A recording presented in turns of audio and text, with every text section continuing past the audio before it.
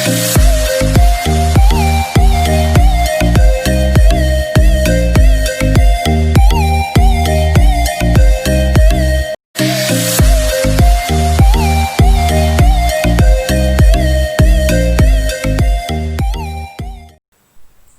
વિદ્યાર્થી મિત્રો, ઓમ શાંતિના ડિજિટલ ક્લાસમાં આપનું હાર્દિક સ્વાગત કરું છું. બાળ દોસ્તો, આજે આપણે ધોરણ 7 ભાગ 2 મારી નોટબુક પૂરીશું. તો જુઓ, વિષય છે હિન્દી, पाठ છે 4 कथनी और करनी निबंध. जो प्यारो प्रश्न, ईश्वर ने मनुष्य को कई खाली जगह से संवारा है. तो गुणों. बीजो, ईश्वर ने मनुष्य को अन्य प्राणियों से श्रेष्ठ बनाया है. साचू. त्रीजू, मनुष्य स्वयं को क्या समझता है? मनुष्य स्वयं को गुणों की खान समझता है. चौथो, कथनी का अर्थ क्या होता है? कथनी अर्थात जो कही जाती है वह बात है. पांचों, मनुष्य की कथनी और करनी से समानता देखने को मिलती है. खोटो. छठो, कई बार मनुष्य की कथनी और करनी में खाली जगह देखते हैं मिलता है अंतर. सातवां, बस्ती के बीच सरकार ने खाली जगह बनाने की जगह छोड़ रखी थी, पार्क. आठवां, खाली जगह के मौसम में मूल्य के एक सज्जन को उसमें फूलों के पौधे लगाने की सूझी, बरसात. नौवां, कुछ दिन बाद खाली जगह खिलने लगे, फूल. 10वां, मोहल्ले के लोग पार्क में कब टहलने लगे? मोहल्ले में लोग सुबह शाम पार्क में टहलने लगे. 11, सभी को क्या अच्छा लगता है? बी, फूल. 12मो प्रश्न तमने अहींया जवाब साथे आपी गयो छे. हवे 13मो, पार्क में लोगों के आने जाने से सज्जन को क्या लगा? पार्क में लोगों के आने जाने से सज्जन को लगा कि लोग इन फूलों को तोड़कर ले जाएंगे. 14, सज्जन ने पार्क में क्या टांग दिया? सी, तख्ती. 15, सज्जन ने खाली जगह के ऊपर लिखकर टांग दिया, तख्ती. 16, सज्जन ने तख्ती के ऊपर क्या लिखा था? सज्जन ने तख्ती के ऊपर लिखा था कि फूल तोड़ना मना है. 17, अपनी शर्म मिटाने के लिए सज्जन ने क्या कहा? अपनी शर्म मिटाने के लिए सज्जन ने बोला, पूजा के लिए तोड़ रहा हूँ. इना पछीनो पेज 18मो प्रश्न, लोगों ने बड़े सवेरे क्या देखा? लोगों ने बड़े सवेरे सज्जन को जल्दी जल्दी फूल तोड़ने देखा. 19मो, कंडक्टर ने यात्री को क्या कहकर बीड़ी फीकवा दी? कंडक्टर ने यात्री से यह कहकर बीड़ी फीकवा दी कि भाई साहब, बस में बीड़ी सिगरेट पीना मना है. 20मो, बसों में क्या लिखा होता है? बसों में लिखा होता है कि धूम्रपान करना निषेध है. 21, कंडक्टर ने अनुसार बस में धूम्रपान का निषेध किसने लिए, किसके लिए नहीं? कंडक्टर के अनुसार बस में धूम्रपान का निषेध यात्रियों के लिए है, ड्राइवर और कंडक्टर के लिए नहीं. 22, व्यक्ति दुकान में सामने कार खड़ी कर रहा था, खोटो. 23, दुकानदार ने एक व्यक्ति से क्या कहा? सज्जन ने दुकानदार से कहा, आप अपना स्कूटर वहाँ सामने वाहन रख के स्थान पर खड़ा करने आए. 24, सज्जन ने दुकानदार से क्या कहा? सज्जन ने दुकानदार से कहा, मुझे ज़्यादा समय तक थोड़े ही रुकना है, मैं तो सामान लेकर अभी चला जाऊंगा. 25, कोई लोग खाली जगह की बातें करते हैं, उनके अपनाते नहीं, आदर्श. 26, मकान मालिक क्यों हंसने लगा? मकान मालिक किराएदार के बेटे से यह सुनकर हंसने लगा कि पिताश्री ने कहा है कि वे घर पर नहीं है. 27, मकान मालिक कितने महीने का किराया लेने आया था? मकान मालिक पिछले 4 महीने का किराया लेने आया था.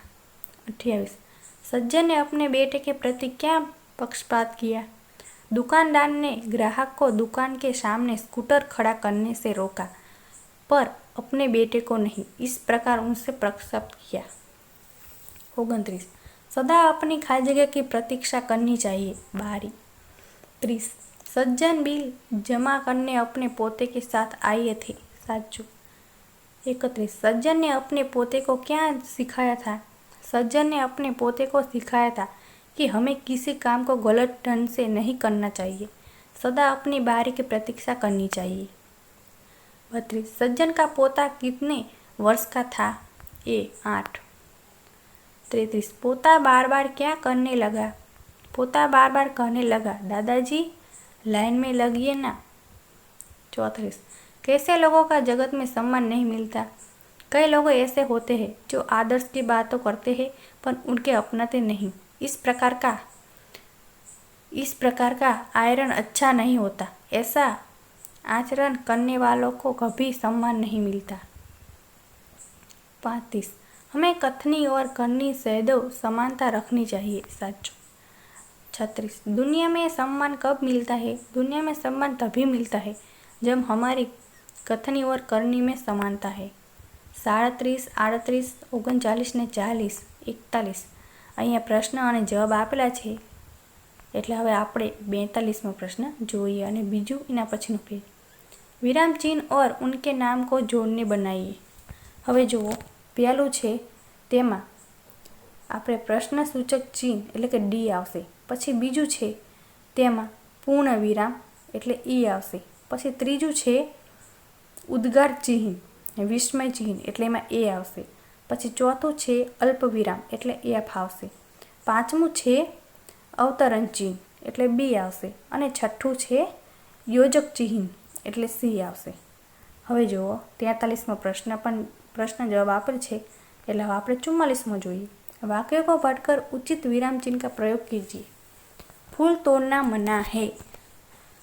फूल तोड़ना मना है। अहींया जो तमने आ वाक्यो आपी दीधेला छे ने तेमां योग्य प्रश्न चिन्हनो उपयोग करीने लखेल छे तो तमारे ए लखवाना रहेशे। हवे 45मो निम्नलिखित शब्दों में भावार्थवाचक संज्ञा बनाइए।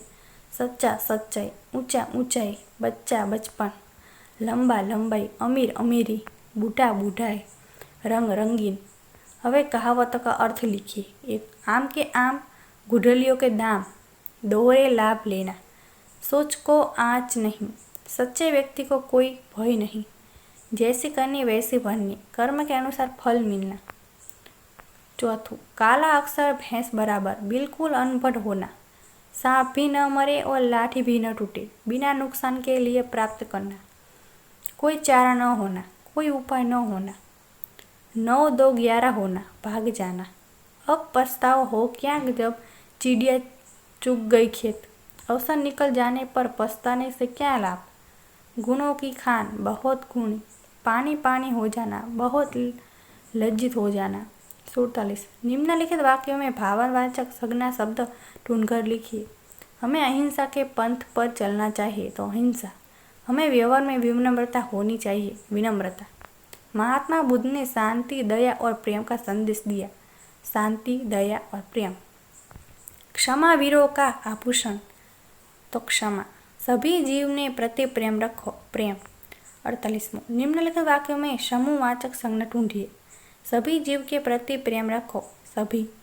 आज शहर में सरघस निकलना, सरघस। बच्चों की टोली होली खेलने निकली, टोली। रेलवे स्टेशन पर लोगों की भीड़ रहती है, भीड़। सभा में कई लोग इकट्ठे हुए, सभा। यह हमारा परिवार है, परिवार। गांव में मेला लगा है, मेला। हमारी सेना मजबूत है, सेना। पक्षियों का झुंड आसमान है, झुंड।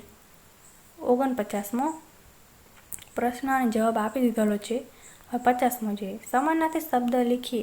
સવારના, સજાના, અંતર, મેટ, પાર્ક, બાગ, वर्जित, निषेध, प्रतीक्षा, इंतजार, आचरण, व्यवहार, राशि तो रकम, कतार तो पंक्ति। हवे 51मो विरोधी शब्द लिखिए।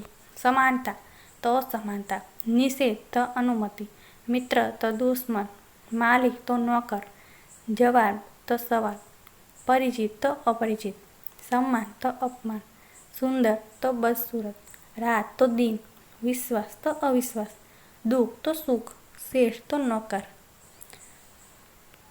52 शब्द समूह के लिए एक शब्द लिखिए। ड्राइवर को बस में बैठने की जगह, केबिन। 53 शब्दों को शब्दकोश में क्रम में लिखिए। चिंता, अपूर्व, कार्य, पर्यटन, विद्यार्थी, प्रसाद, झूठ, ज्ञान, हल्दी। तो एमां आवशे अपूर्व, कार्य, ચિત્તા, જ્ઞાન, જૂઠ, પર્યટન, પ્રસાદ, વિદ્યાર્થી અને હલ્દી. બીજું છે ચારણ, ચૌકોર, ચિરાગ, ચમચ, ચંદ્રિકા. તો ચંદ્રિકા, ચમચ, ચારક, चिराग અને चौकोर.